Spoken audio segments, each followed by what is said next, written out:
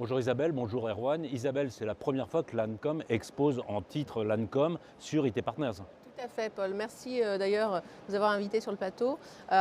C'est important pour l'Ancom System de se faire connaître de l'écosystème du channel français parce que c'est un équipementier réseau européen qui était essentiellement dans des pays plutôt germanophones, Allemagne, et qui aujourd'hui s'implante en France. Et c'est vraiment la priorité de l'Ancom de développer le marché via le channel. Qu'est-ce que vous proposez exactement comme produit? Tu peux nous faire un rapide refresh?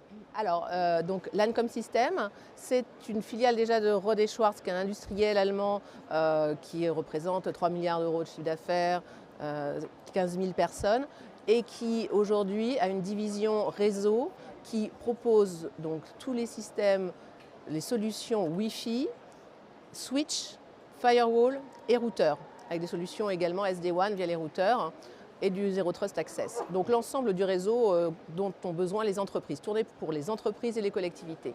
Vous surfez sur la vague de la souveraineté, tout le monde veut de la souveraineté, tout le monde veut de l'européen. Vous êtes européen, vous êtes souverain. Alors on est souverain par définition, non seulement on est européen, effectivement, parce que toute la gouvernance de l'entreprise est européenne à 100%, et puis c'est dans l'ADN du groupe même qui a des activités dans des domaines restreints, de haute technologie, dans des domaines sensibles, et donc il est essentiel d'être souverain, mais aussi de le rester dans le temps. Ça, c'est important aujourd'hui avec parfois des changements de gouvernance. Et aujourd'hui, c'est important pour le channel de pouvoir se référer à un partenaire qui est souverain dans la durée. Et c'est une alternative. Il y a de plus en plus de clients aujourd'hui qui se posent des questions, qui recherchent des alternatives européennes. Et c'est important aujourd'hui de faire savoir qu'il y a des champions européens dans le domaine du réseau. Erwan, est-ce que tu peux nous rappeler Kappa Data, ce que vous faites? Tout à fait. Kappa Data est un grossiste européen présent dans différents pays, notamment au Benelux, en Pologne et en France. Kappa Data est un distributeur spécialisé à valeur autour de solutions d'infrastructure et de cybersécurité. Donc vous avez référencé récemment Lancome. Pourquoi est-ce que vous avez référencé Lancome? Dans quelles conditions? Comment ça s'est passé? Tout à fait, alors c'est une démarche intéressante. Alors déjà, par rapport à l'uniformité, on va dire, l'uniformisation de notre portfolio, Lancome était déjà distribué notamment au Benelux dans le groupe, et c'était assez évident de l'intégrer sur la France par rapport à cette uniformité, mais aussi par rapport à une demande qu'on pressentait. Alors c'est vrai qu'on a beaucoup, et on parle beaucoup, notamment sur ce salon de souveraineté, mais je dirais qu'aujourd'hui, puisque je pense qu'on est dans une tendance durable par rapport à ce besoin ou cette nouvelle approche, c'est fait sentir ce besoin par nos revendeurs de pouvoir accéder à des offres européennes. Isabelle, vous avez combien de distributeurs en France, en Europe, hein, combien de revendeurs, quelles sont les cibles? Enfin voilà, pour situer un petit peu aujourd'hui ta surface. Alors, l'Ancom System, déjà, nous ne distribuons que en indirect. Il y a donc des distributeurs en tier 2 avec des partenaires derrière, avec différents niveaux de partenariat. Et aujourd'hui, on a plus de 1000 partenaires en Europe, mais essentiellement sur l'Allemagne, puisque en France, on est uniquement à une cinquantaine de partenaires aujourd'hui, et on est en phase vraiment de fort recrutement. Et donc nous sommes ici également, donc en France. On s'est implanté en France pour développer ce réseau de partenaires. Donc c'est le moment vraiment de nous rejoindre. Qu'est-ce que tu mets en avant lorsque tu rencontres des partenaires aujourd'hui? Alors on a bien compris la souveraineté, le fait d'avoir un écosystème de production locale. Mais par exemple aujourd'hui on parle beaucoup aussi d'observabilité avec l'intelligence artificielle. On veut de plus en plus contrôler, surveiller, et c'est aussi pour les revendeurs une façon de faire de la valeur ajoutée. Qu'est-ce que tu mets en avant lorsque tu rencontres des revendeurs pour leur dire travailler avec Lancome, c'est… Tout à fait. Alors la souveraineté, c'est l'accroche, ce qui nous différencie, la manière la plus visible, c'est la partie immergée de l'iceberg, mais vraiment ce qui intéresse ensuite les partenaires, c'est la simplicité d'administration des produits, le fait d'avoir l'ensemble du réseau d'un client qui va pouvoir être géré de manière centralisée, puisque nous avons l'ensemble de nos produits, que ce soit firewall, Wi-Fi, switch, routeur, qui sont manageables depuis un cloud qui est hébergé dans des data centers donc publics souverains, important, mais qui peut également être hébergé en privé, et avec une interface extrêmement souple de management qui va permettre de personnaliser le niveau de monitoring, les tableaux avec des widgets pour que le partenaire ou le client, puisqu'on a des niveaux multi-administrateurs, puisse visualiser les KPI qui l'intéressent. Aujourd'hui, vous supervisez que les produits Lancôme dans cet outil de supervision ou on peut intégrer des produits d'autres marques? Aujourd'hui, c'est uniquement les produits Lancôme, mais après, on a des API sur l'ensemble de nos produits qui permettent de s'intégrer avec différentes solutions. On a différents niveaux d'intégration et donc ça, on est très ouvert à discuter. C'est l'avantage aussi d'un éditeur, un constructeur européen, c'est qu'il y a un contact très direct avec le R&D. Pour définir la roadmap, on fait régulièrement appel, même encore dernièrement avec des partenaires et des clients de partenaires français pour exprimer les besoins, poser des questions. Le R&D pose directement des questions sur les besoins. Et donc ça, c'est quelque chose qui est assez unique par rapport à d'autres acteurs globaux qui ont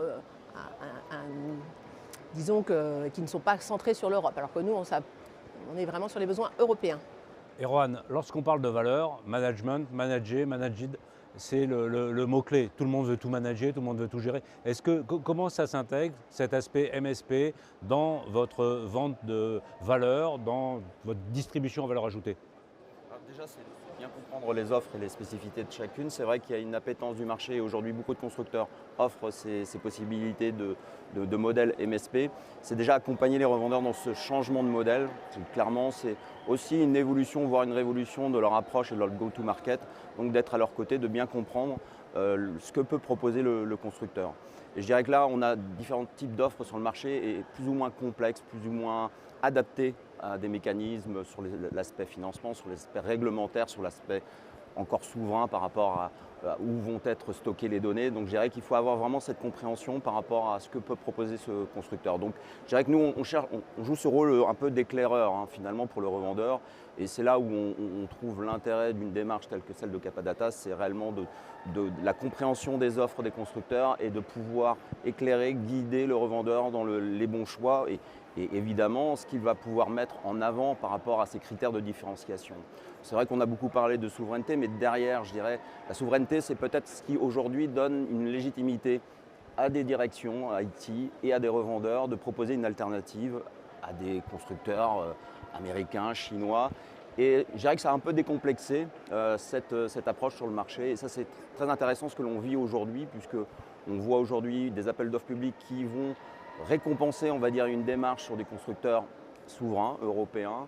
Je dirais que ça, c'est une première que l'on voit. Donc, je parlerai un peu d'attitude un peu décomplexée ou en tout cas très intéressée, opportuniste, mais je dirais soyons fiers pour une fois d'avoir des offres européennes. Et si je comprends bien, donc dans les offres Capadata, ce n'est pas uniquement l'offre technique, c'est aussi l'offre d'accompagnement, l'offre de service, l'offre humaine qui est importante et il faut bien comprendre, le revendeur peut relayer aussi. Lui, il peut vendre de l'humain, du service, de la valeur ajoutée qu'il crée grâce aux outils qu'il va acheter chez Lancôme en supervision, en observabilité et chez toi en accompagnement, en déploiement et autres. C'est un petit peu comme ça que le revendeur doit commencer à construire ses offres aujourd'hui. Tout à fait, et c'est une façon très soft et intelligente d'intégrer peu à peu l'expertise d'une technologie, de s'appuyer sur un distributeur, puisqu'on va partager cette capacité à faire l'avant-vente, voire du delivery, et parce que le revendeur n'est pas encore formé aux technologies. Notre intérêt, c'est de rendre autonomes ces revendeurs. Donc on a tout un dispositif effectivement de lignes de service qui vont de l'avant-vente, la formation, la certification, pour que, in fine, le revendeur soit autonome. Isabelle, l'intérêt aussi, c'est le mode projet, d'être en proximité. C'est-à-dire que la relation avec les R&D, nécessaire lorsqu'on a des projets d'une certaine taille avec des spécificités à construire, c'est aussi quelque chose que tu peux mettre en avant, peut-être cette proximité, R&D, mode projet, donc pour des sociétés plus importantes peut-être. Oui, tout à fait. On travaille beaucoup avec les partenaires directement en supportant leur accès aux clients avec des POC qu'on met à leur disposition, avec des protections de lead, protection de projet, avec tous ces échanges donc, beaucoup plus directs avec le R&D que ce qu'ils peuvent avoir par ailleurs.